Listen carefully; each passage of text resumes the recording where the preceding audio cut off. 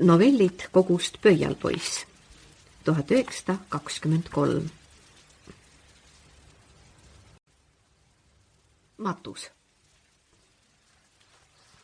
See oli sügisese pööripäeva aegu, kui ma 20 noormehega, enamasti noored kirjanikud, kunstnikud ja õpilased, pealinnast välja sõitsin tee raudteejaama, kus meid hobused ootasid veemõisa viimiseks, mis raudteejaamast versta 10 eemal oli.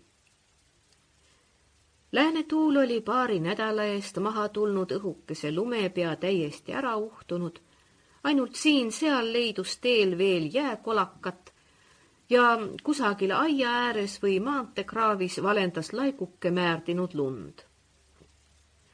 Nõnda pidime poristel vankritel logistama rõskes ja sumbunud sügise õhtus, tinase taeva uitsetava vihma käes. Puud seisid tilkes ja kus nende oksad küündisid, seal piserdasid nad meile vastikut ja õudsed märga krae vahele. Meid kõiki rusus mingisugune seletamatu raskus, nagu leinaksime tõepoolest oma südames seda, kelle matuse matkal me praegu olime. Ometi teadsime kõik, et nõnda see polnud, kuigi me sellest teineteisele lausa ei rääkinud. Ehk miks pidigi meil leinatuju olema? Olid ju ainult mõned maetavad tema elupäevil näinud, kuna teised temast polnud kuulnudki, tutvusest või sõprusest rääkimata.